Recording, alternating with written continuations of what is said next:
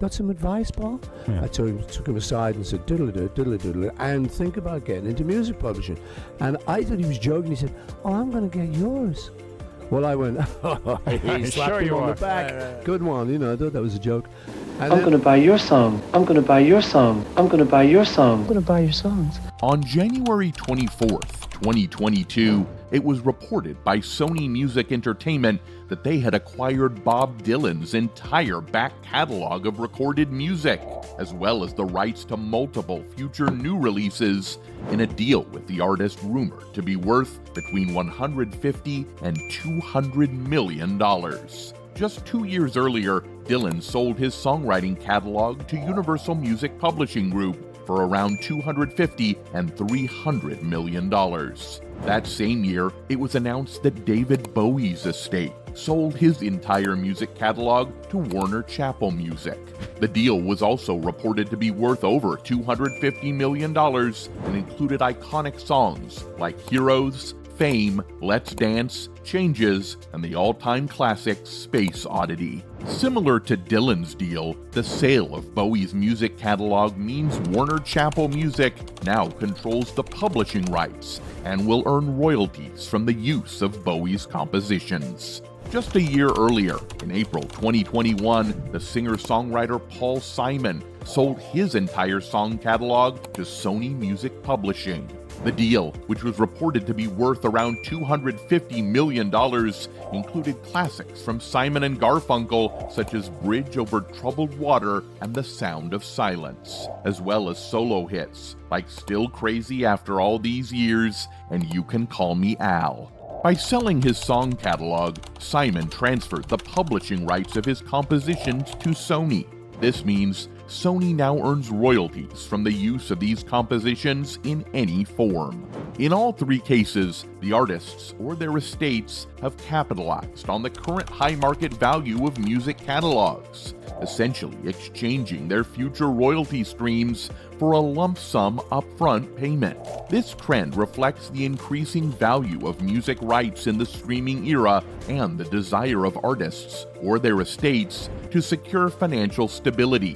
These deals also ensure that the management and monetization of the artists' legacies are maintained by established music industry entities. Yet, newcomers in the industry are making big moves, reshaping the music scene as we know it. Hipgnosis Songs Capital recently secured Justin Bieber's entire back catalog, including his publishing copyrights, master recordings, and neighboring rights. Meanwhile, HarbourView Equity Partners acquired the publishing catalog of Latin music star Luis Fonsi, known for his global hit Despacito. Lastly, Influence Media Partners, with backing from BlackRock and Warner Music Group, obtained hip-hop artist Future's extensive music publishing catalog, representing a substantial investment in his musical legacy.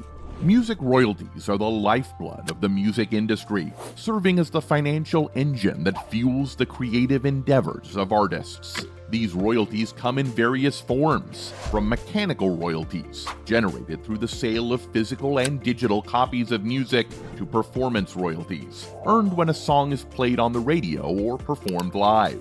Synchronization royalties add another layer, earned when a song is used in films, TV shows, commercials, or other media. Each of these revenue streams contributes to the artist's income, creating a complex and dynamic financial ecosystem. Now, why are investors paying so much attention to this industry? Well, the answer lies in the unique investment opportunities that owning the rights or even a piece of a song presents. The global music publishing market, valued at $5.96 billion in 2020, is projected to hit $9.35 billion by 2028, fueled by artists' increased output and live performances. Additionally, the broader music market, estimated at $60 billion, encompasses music publishing, master recording rights, and live music. Streaming platforms like Spotify, Amazon, and Apple Music have democratized music consumption, propelling industry growth. By 2025, the market is forecasted to reach $70 billion, and as the industry undergoes significant transformations, investors have found new avenues to capitalize on this. Now, before we proceed, let me clarify that this video focuses on music rights, catalogs, and royalties from an investor's perspective, rather than that of a label or artist. Historically, accessing this asset class was limited, but today, investors of all backgrounds have the opportunity to participate. Gone are the days when major labels held a near monopoly over the music industry. Today, independent artists are thriving in the digital age, leveraging their creative freedom and reaching new audiences and future potential partners directly through online platforms. To truly understand the potential of investing in music royalties, it's essential to grasp the historical journey that has shaped this intricate ecosystem. The evolution of music royalties is a tale that spans centuries, tracing its roots to the early days of sheet music sales. As technology advanced, so did the ways in which artists could earn money from their creations. The advent of radio brought performance royalties into play, providing artists with compensation for the broadcast of their music. Fast forward to the digital era, and we witness the surge of streaming platforms like Spotify, Apple Music, and others, redefining how consumers access and consume music, introducing a new era of convenience and accessibility. These days, investment firms, music funds, and individual investors are now actively participating in acquiring music catalogs and percentages in the rights to songs. But all of this poses many questions, one of which is, why would an artist or music label sell the rights which would essentially be a major revenue potential? And secondly, what do we know about the firms acquiring these valuable and lucrative rights? Let's take a journey through the historical timeline of music evolution, starting from the early 19th century to the present day.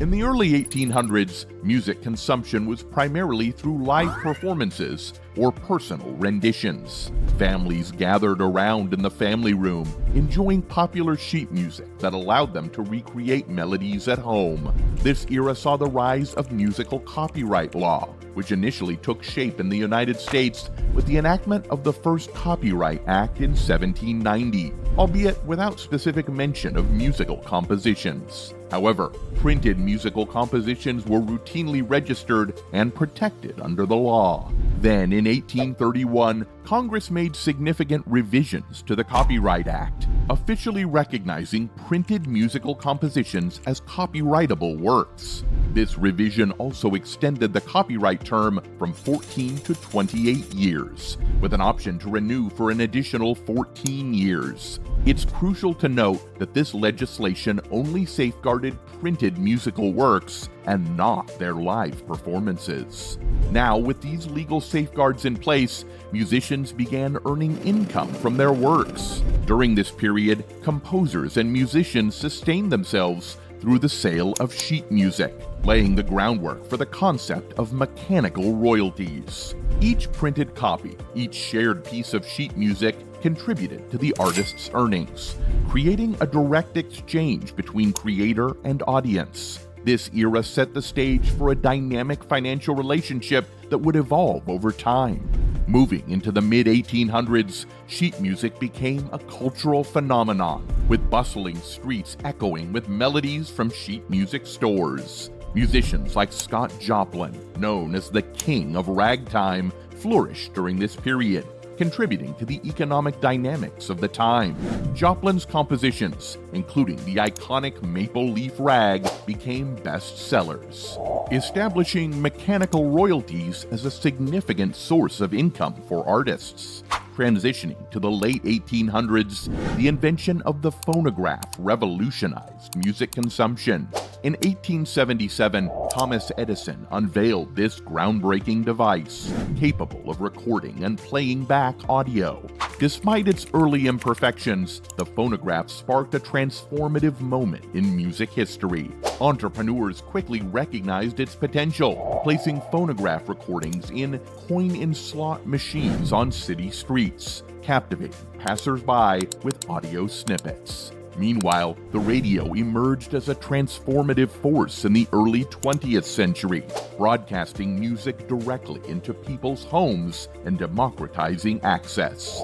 This shift prompted the need for compensating artists for their works broadcast, leading to the rise of performance royalties. Imagine the airwaves filled with Duke Ellington's jazz compositions, or the soulful tunes of Bessie Smith. These artists not only defined their genres, but also navigated the evolving landscape of performance royalties. The radio, once a novelty, became a powerful medium for artists to reach broader audiences and earn compensation for their creations' public airing.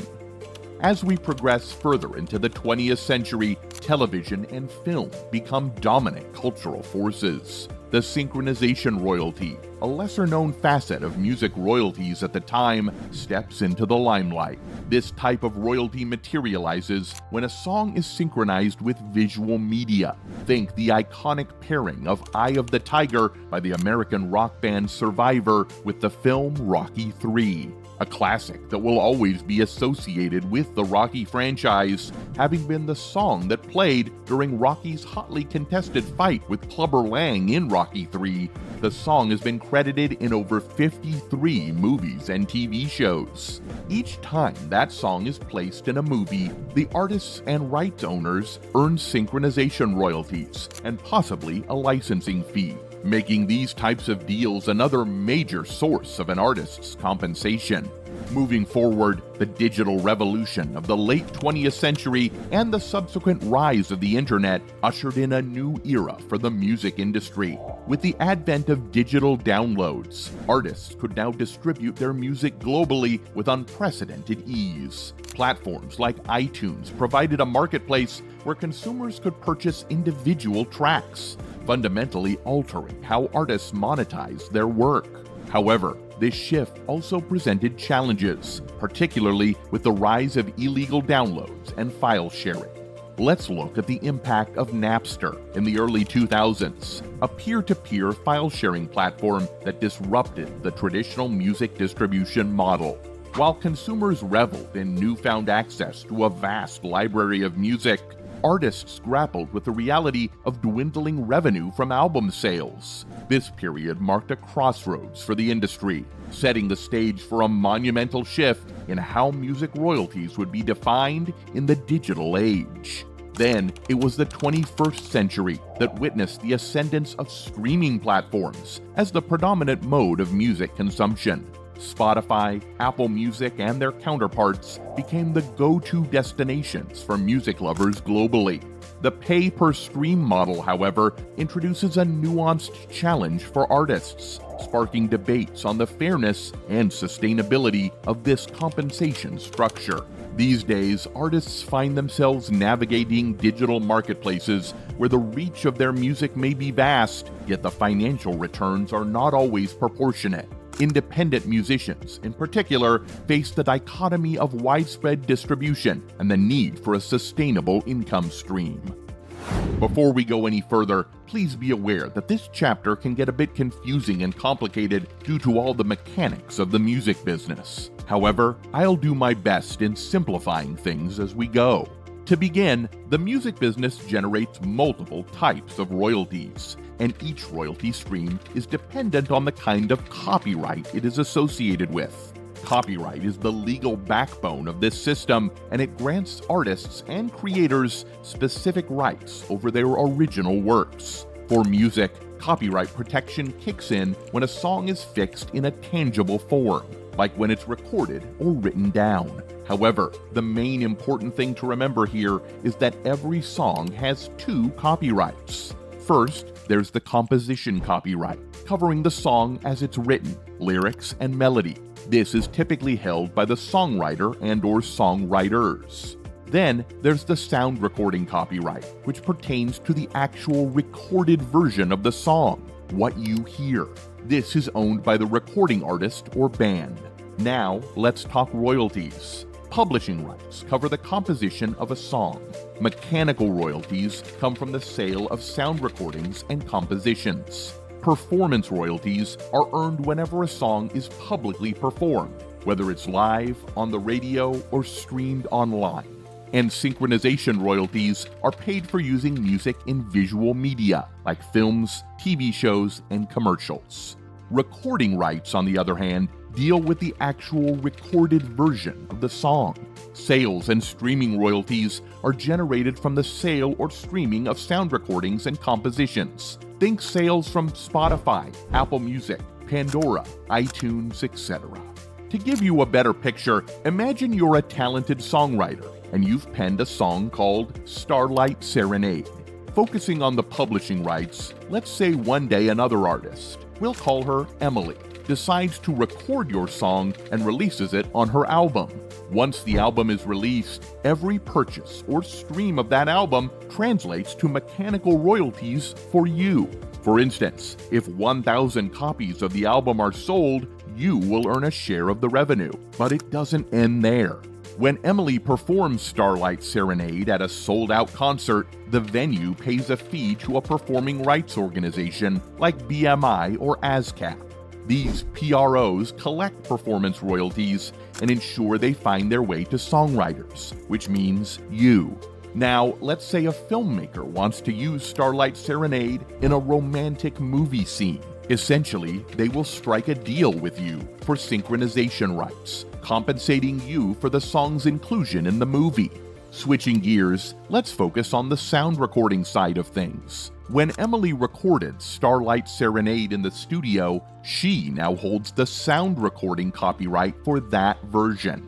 So, when fans purchase the song on iTunes or stream it on platforms like Spotify, both Emily for the sound recording and you, the original songwriter, for the composition, will earn royalties. And with streaming platforms like Spotify, Apple Music, and YouTube, royalties are paid based on the number of streams, ensuring that both the artist and songwriter receive fair compensation. But that is the simple way to look at it, and many times it's never that clean, cut, and dry. The reality of music royalties and rights is often far more complex, especially dealing with contracts, multiple stakeholders, varying percentages. These are just a few factors that complicate the landscape.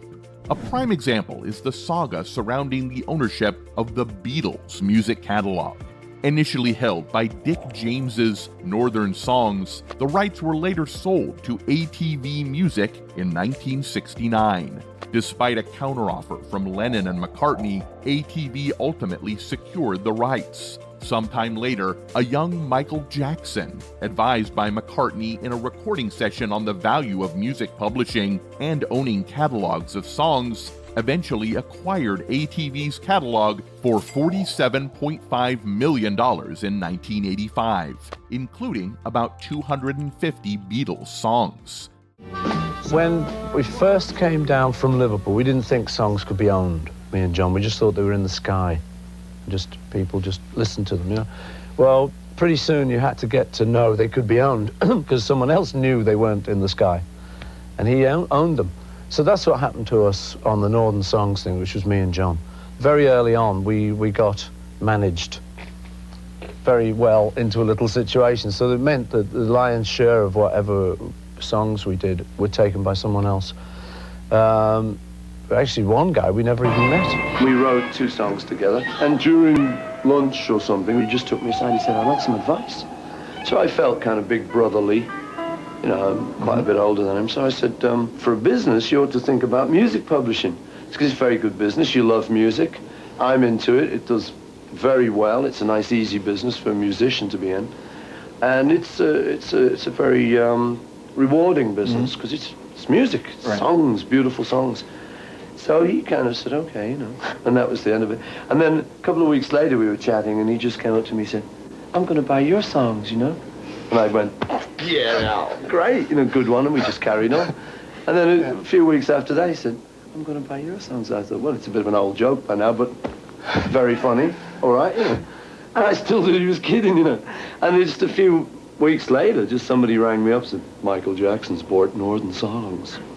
It's your whole portfolio. Oh, yeah, and that's where all the Beatles songs are.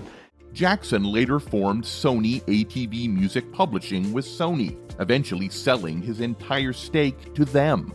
Following years of legal actions, in 2017, Sony, ATV, and McCartney reached a settlement aimed to reclaim early Beatles songs under a law permitting artists to retain copyrights after 35 years. The entire McCartney, Jackson, and Sony debacle is not the first of its kind, and it's definitely not the last.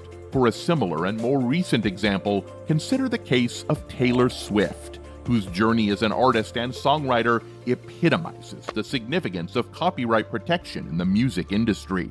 Throughout her career, Swift has not only amassed a vast catalog of original compositions, but has also fiercely defended her copyrights against infringement. Swift's relationship with her former record label, Big Machine Label Group, came under intense scrutiny in 2019, when it was announced that the label had been acquired by music executive Scooter Braun's company, Ithaca Holdings. Lately, there's been a new shift that has affected me personally, and that I feel is a potentially harmful force in our industry.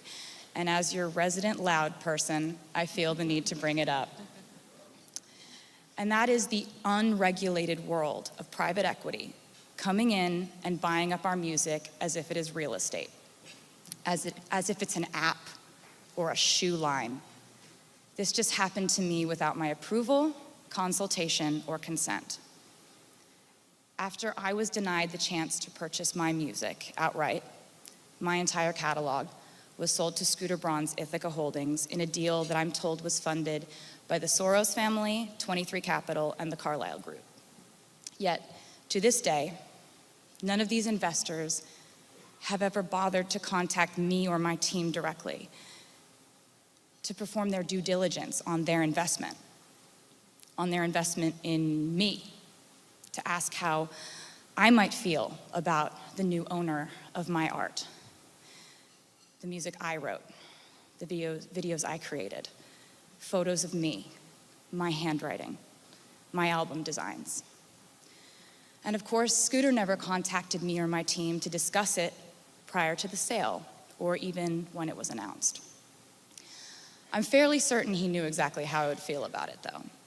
And let me just say that the definition of the toxic male privilege in our industry is people saying, but he's always been nice to me, when I'm raising valid concerns about artists and their rights to own their music. And of course he's nice to you. If you're in this room, you have something he needs. The fact is that private equity is what enabled this man to think, according to his own social media post, that he could buy me. The acquisition sparked controversy and public outcry from Swift and her fans, as it meant that Braun, who Swift had previously accused of bullying and manipulation, now held ownership of her entire catalog of master recordings up to that point in her career. For Swift, this represented not only a loss of control over her artistic creations, but also a deeply personal betrayal. In response to the acquisition and a strategic move to reclaim ownership of her master recordings, Swift announced her intention to re-record her first 6 albums, which were initially released under Big Machine Label Group. By re-recording her earlier work, Swift aimed to regain control over her music and offer fans an alternative to the original recordings. This bold maneuver, while unprecedented in the music industry, underscored Swift's determination to assert her autonomy and protect her artistic legacy. Swift's decision to re-record her albums not only signaled a shift in power dynamics within the music industry, but also highlighted the evolving landscape of music rights ownership in the digital age. With streaming platforms offering artists unprecedented access to global audiences, the value of master recordings has become increasingly apparent, prompting artists like Swift to take proactive steps to safeguard their assets and assert control over their artistic output. Now, just understanding the significance of her battle for her masters is crucial, because it shows you how all of the components from music rights work in the real world. When she re-recorded her albums, for the most part, she used the same lyrics because she wrote the lyrics to the original songs, which in turn created new master recordings that she owns outright. She also added a few new songs known as the vault tracks to the album as well.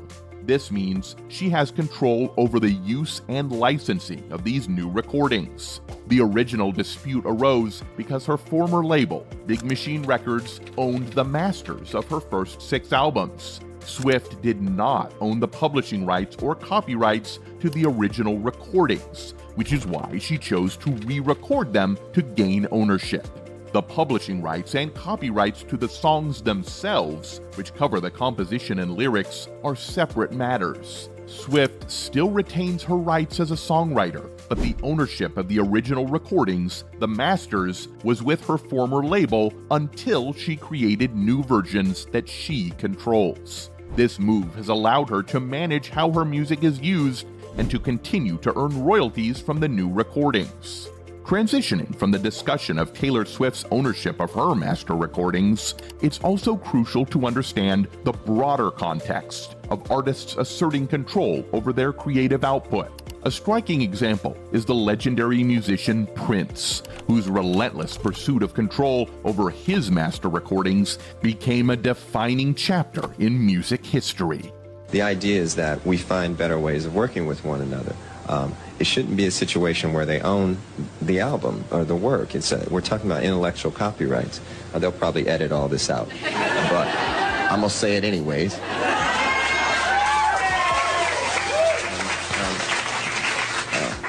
That said, if we can work together, then it's going to be, everybody will kind of move into a situation where they do what it is that they're qualified to do.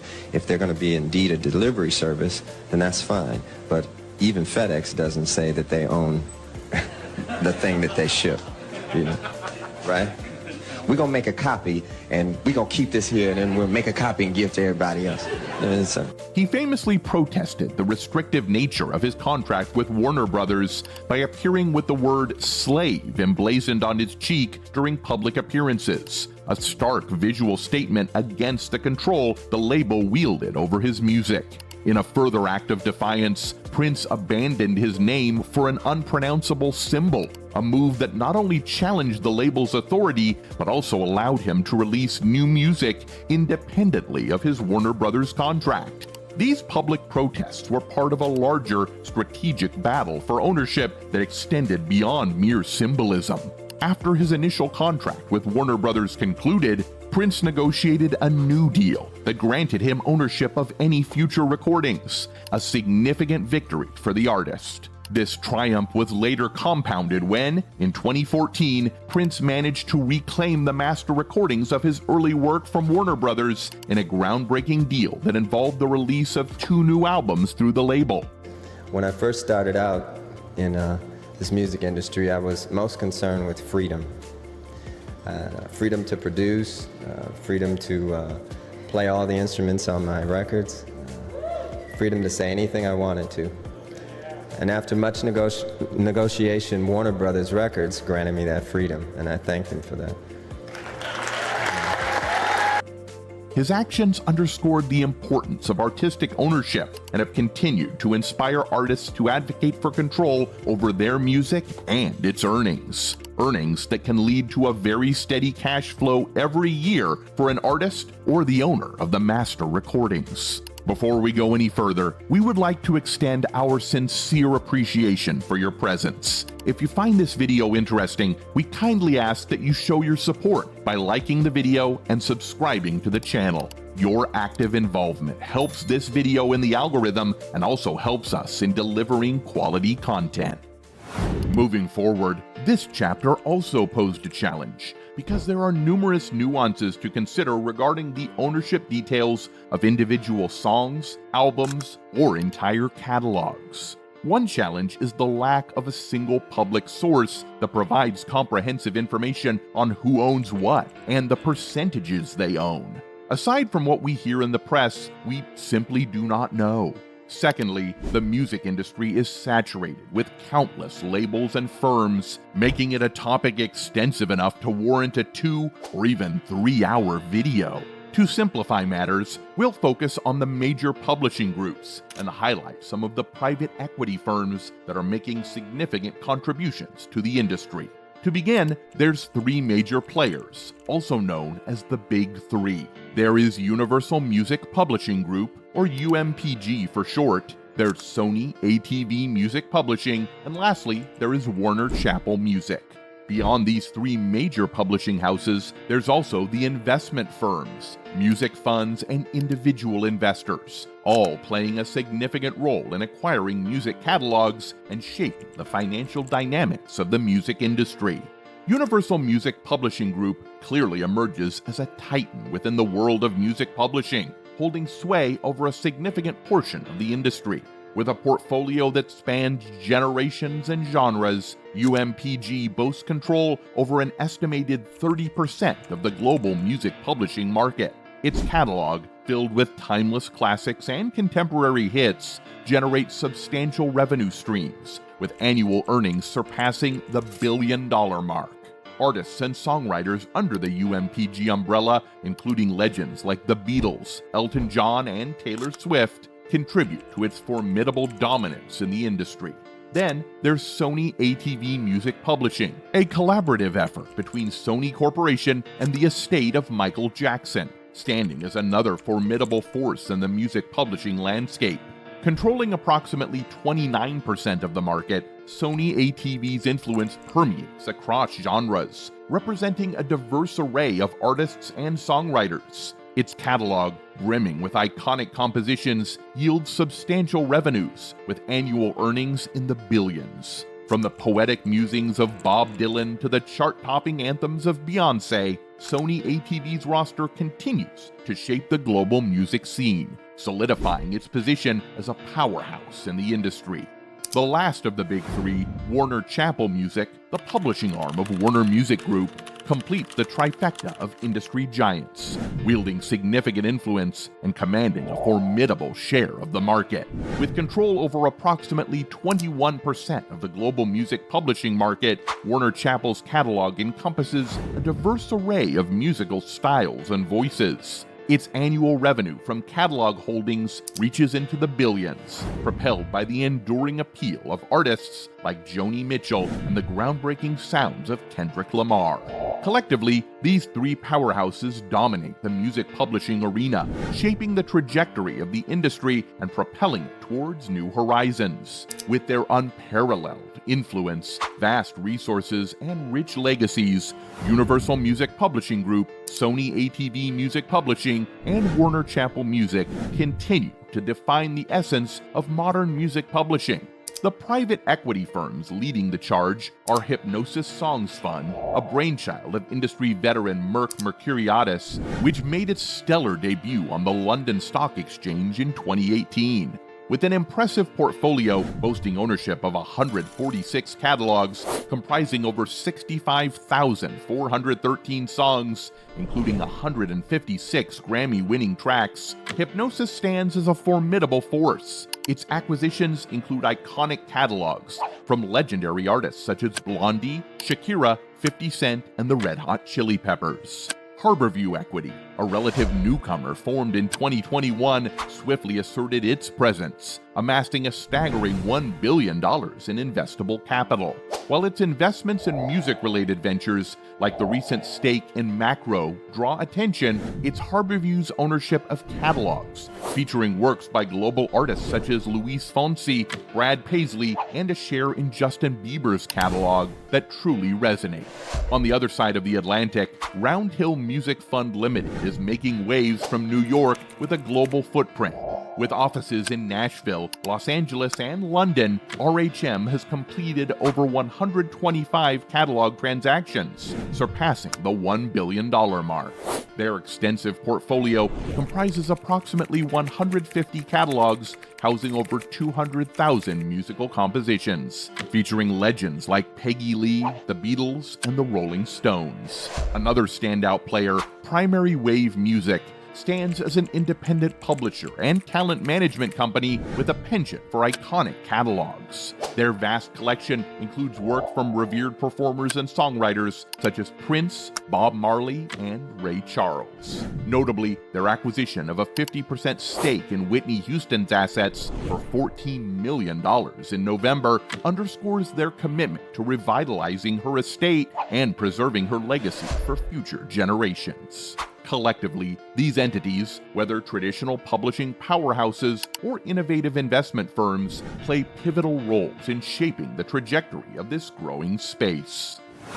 In this last chapter, we'll delve into three key aspects: the when, the why, and the future. We'll explore the origins of this phenomenon, why it's happening now, and what lies ahead for the future. Now, this isn't the start of outside investors acquiring music catalogs, because we know that music has been around for decades, so that leaves room for all types of deals to occur. And we know that during the 60s, 70s, and 80s, these decades, private sales of music rights were common. Artists, songwriters, and record labels often negotiated deals directly with investors or private companies. We know that Elvis Presley, for instance, sold a portion of his music rights to RCA Records in the 1970s. This deal included both publishing rights and master recordings. We also know of corporate acquisitions in the industry when larger companies, not traditionally in the music industry, recognized the value of music rights and sought to diversify their portfolios by acquiring publishing and master recording assets. For example, in the 1980s, Sony Corporation, which was solely an electronics company at the time, made a significant move by purchasing CBS Records, now Sony Music Entertainment. This acquisition gave Sony control over a vast catalog of music rights, including iconic artists like Michael Jackson and Bruce Springsteen. Yes, these transactions laid the groundwork for the modern music business while demonstrating that music rights were not just artistic expressions, but valuable assets. There's also the creation of Bowie bonds by David Bowie. If you're not familiar, in 1997, Bowie partnered with Prudential Insurance Company to issue these unique asset-backed securities. The concept was ingenious. Bowie used the income stream from his extensive back catalog of 25 albums, including classics like The Man Who Sold the World, Ziggy Stardust, and Heroes, as collateral, while investors were promised a share in the future royalties generated by these timeless tracks over a 10-year period. In doing so, Bowie raised a staggering $55 million, eventually using these funds to purchase the rights to his own music from his former manager. In essence, he transformed his future royalties into a tradable financial investment. These bonds, backed by the cash flow potential of his artistry, became the first of their kind, a bridge between music and investment. They paved the way for similar bonds tied to artists like James Brown, Ashford and Simpson, and others. But interestingly, these artist-backed debt instruments, now known as Pullman bonds, are still available today. However, as far as institutional investors go, third-party investors coming into the industry and actively taking part in the lucrative royalty share, I like to think that the real shift started with the company Primary Wave. The impetus for starting Primary Wave was very simple, that frontline record labels, okay, like Arista, like Virgin, like Columbia, like Atlantic, Def Jam, etc., were really only interested in breaking new and developing artists.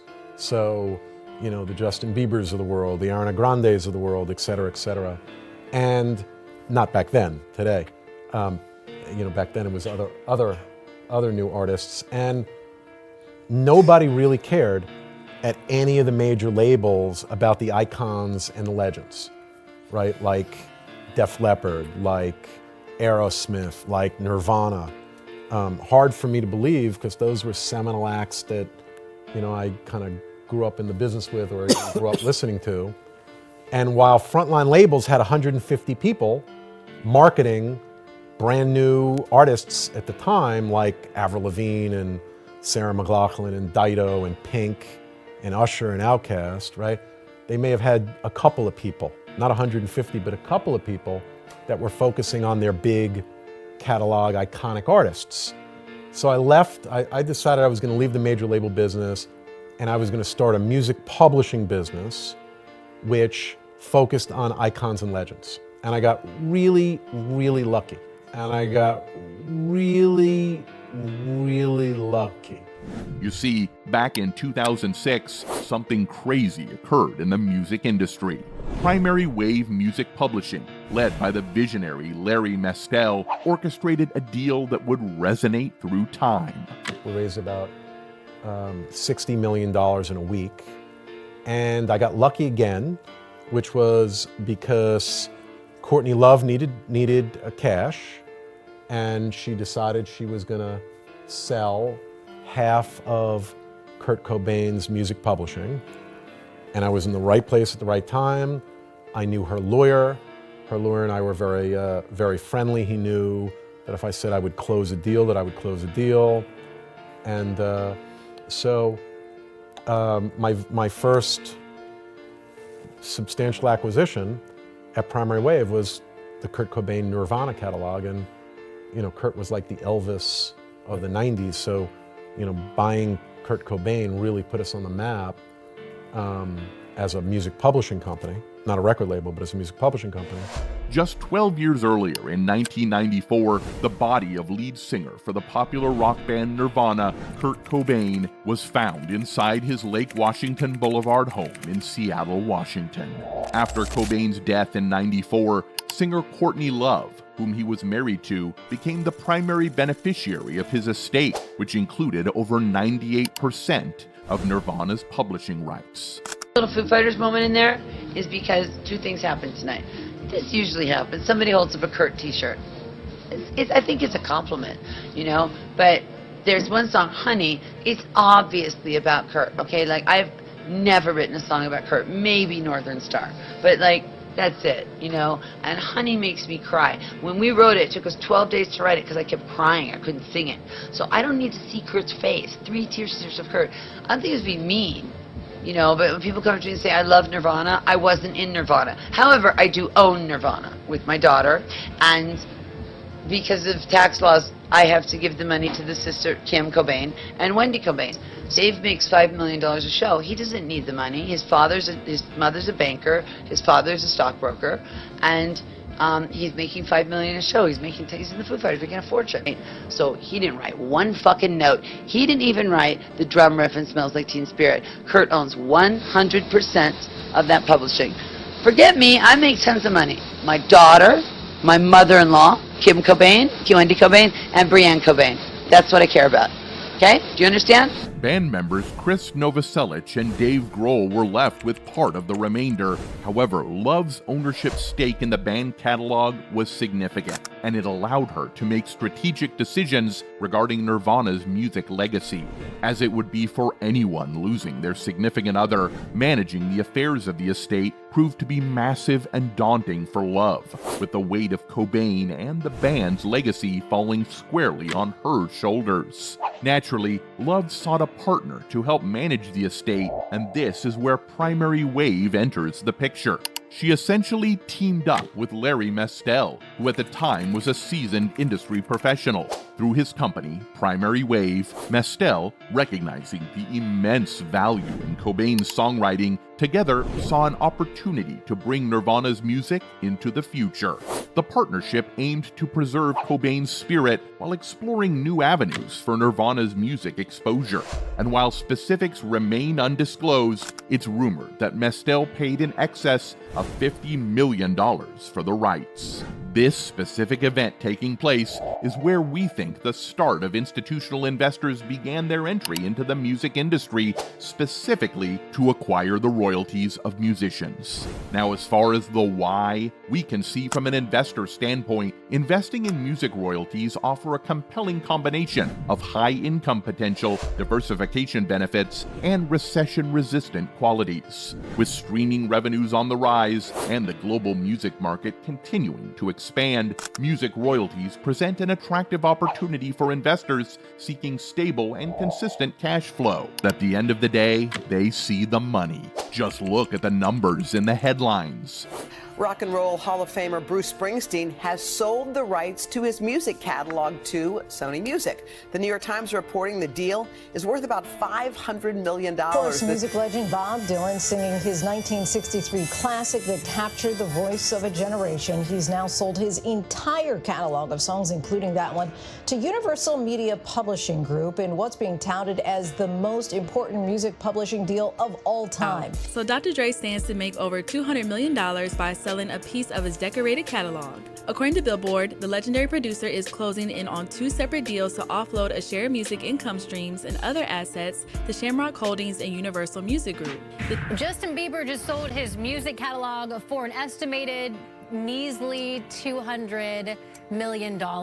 He made the deal with an investment company based in the UK.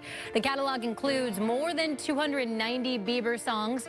The sale is reportedly the biggest involving an artist from Bieber's generation.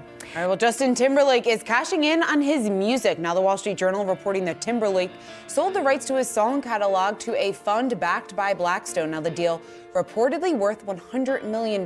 Timberlake is the latest artist to make this kind of deal. Bruce Springsteen, Bob Dylan, Stevie Nicks have all announced similar moves. Now, Metro Boomin is now reportedly $70 million richer after selling a portion of his existing publishing catalog to Shamrock Capital. Sony Music Publishing has netted another legend. Paul Simon has sold his entire song catalog to the music giant. Nelly has sold half of his music catalog for $50 million.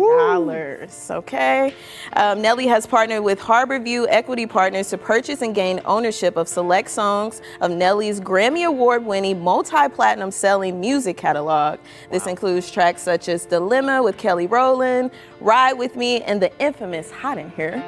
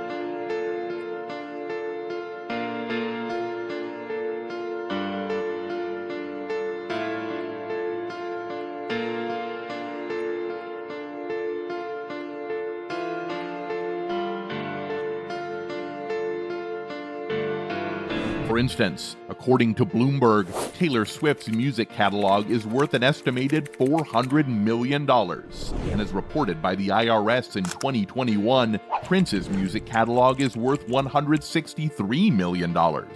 And that's just at the time of publication. The Beatles catalog alone has now been estimated to be worth in excess of $1 billion. And the rapper Future, with hundreds of songs to his name, sees Billboard estimating his publishing catalog to be worth somewhere in the range of $65 to $75 million.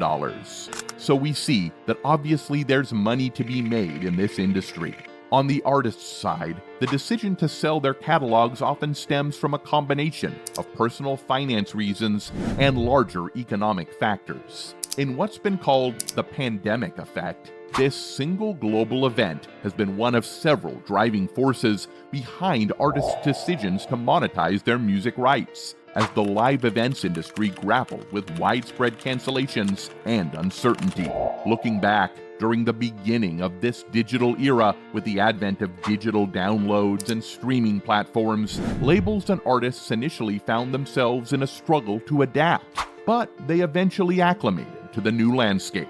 However, the recent pandemic served as a wake-up call for many and a harsh blow for others. Being stuck at home changed many things. It prompted a widespread reevaluation of existing contracts and agreements within the industry. On social media platforms, artists publicly aired grievances over contracts that failed to adequately compensate them for the new surge in streaming consumption. It was also during this time artists took proactive measures to boost their streaming numbers, including battling song against song during the infamous Versus battles, uploading previously unavailable songs, albums, mixtapes, and even debuting new music. Concurrently, record labels again found themselves scrambling to navigate the new landscape, only to realize that their most valuable assets lay in the thousands of songs within their catalogs. Indeed, for many artists, this realization was equally significant. They came to understand the critical importance of owning the rights to their own creations, particularly in times of uncertainty like the pandemic. The ability to control and monetize their music assets became paramount, providing a lifeline in the face of economic turmoil. The pandemic underscored the intrinsic value of music royalties as a stable and reliable source of income, offering artists a means of financial security amidst the chaos. It prompted a shift in perspective, leading many artists to reevaluate their relationships with labels and to prioritize ownership and control over their music catalogs. Additionally, industry dynamics such as mergers and acquisitions, legal disputes, and estate planning considerations further contribute to the trend of artists selling their catalogs. One thing to also consider is artists often get caught in what is called the streaming dilemma. We all know that streaming platforms dominate the distribution side of the industry, and the payouts per stream are often meager. So the artists who were once reliant on album sales and radio play now find themselves in a situation where millions of streams yield only a few dollars. Think about your favorite artist's catalog, possibly containing a treasure trove of hits, lyrics, and melodies. Instead of waiting for a drip feed of streaming revenue, they may consider a lump sum payout. Selling their catalog or a portion of it, even a percentage of a hit song, means an immediate cash infusion. It's like exchanging a slow-burning candle for a blazing bonfire. Also, the music industry is unpredictable. Trends shift, tastes evolve, and revenue sources multiply or get lost. By selling, artists mitigate risk. They let others navigate the complexities of licensing, sync deals, and global royalties. Something to also keep in mind is that some artists may take into consideration the reversion clauses when making these decisions. Some deals include reversion clauses, and after a certain period, often decade, the rights revert back to the artist. It's like leasing a house. You enjoy the rent now, but eventually you get the keys back. Looking ahead, the future of investing in music royalties appears promising, with the emergence of investment platforms democratizing access to this asset class. Platforms like Royalty Exchange, Songvest, JKBX, Public.com, and Royal.io have revolutionized the way individuals invest in music royalties, allowing non-accredited investors to participate in this lucrative market. By fractionalizing ownership of music catalogs, these platforms enable investors to diversify their portfolios and gain exposure to a wide range of music assets. In addition to investment platforms, music royalty funds and bonds offer alternative avenues for investors to access the market. These financial instruments aggregate investments across multiple catalogs, providing investors with diversified exposure to the music industry. Whether through direct ownership or through investment vehicles like funds and bonds, investors have unprecedented opportunities to capitalize on the growing popularity of music royalties as an asset class. As mentioned earlier, the global music publishing market was valued at $5 billion in 2020, with projections to reach $9 billion by 2028. The rising number of artists and live performances contributes to this growth and is expected to continue expanding due to the increasing demand for music content. Regarding recording rights, the global music market, which includes music publishing, master recording rights, and live music, is estimated to be a $60 billion industry. Streaming services like Spotify, Amazon, and Apple Music have made music more accessible than ever. Projections suggest that the market is expected to reach a value of $70.02 billion in 2025, and by 2026, it is projected to reach $73.39 billion. And I don't think it is going to slow down anytime soon. So to end this, I'll just say this. It's evident that consumption is rising across all facets of life. It's a reality we are all witnessing, and in such a climate, it's akin to the presence of blood in the water, inevitably drawing the sharks, ever vigilant and seeking their next prey. When Michael acquired the Beatles catalog, it wasn't by chance or luck. He was presented with an opportunity and took advantage of it, knowing how lucrative such a catalog could be.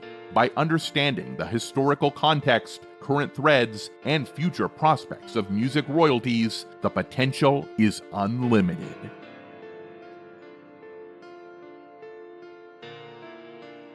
Before we go, we want to emphasize that our intention for this video is not to offend any artist who may have reservations about investors or the public acquiring a stake in their work. As creators, and as emphasized earlier, there are various reasons why someone might choose to sell a portion or even the entirety of their music catalog or rights to a third party. While we may not be aware of everyone's motivations, we respect their individual choices. And when something is valuable and lucrative becomes available for sale, there will always be interested buyers. So you see a lot of rappers, a lot of entities selling their catalog. Yes. You know, you see Irv Gotti, right. Dr. Dre, QC just sold for $300 million. Right. Even Michael Jackson's estate talking about selling for $900. But you know, back in the day, it's always been this narrative of ownership. You know what I'm saying? We ain't selling out, nigga. We doing it. You know. What's your thoughts on selling the catalog? And is that something you would be interested in? I'll do it. In a heartbeat. Hey, in a heartbeat. He do it. Yeah. I mean, the thing of it is that it is mine to sell. That's right. You start a business, eventually you could sell the business. Mm-hmm. Now, if you're thinking like, okay, you were making records, let's say I sold 10 million records. Mm-hmm. Okay. Over my entire career. So therefore I made $10 million. Mm-hmm. And now they say, okay, Blau, for your entire catalog, we'll give you $100 million. You can have it. You know what I'm saying? Because it's going to take another 10 years or whatever, and it's not going to sell like that.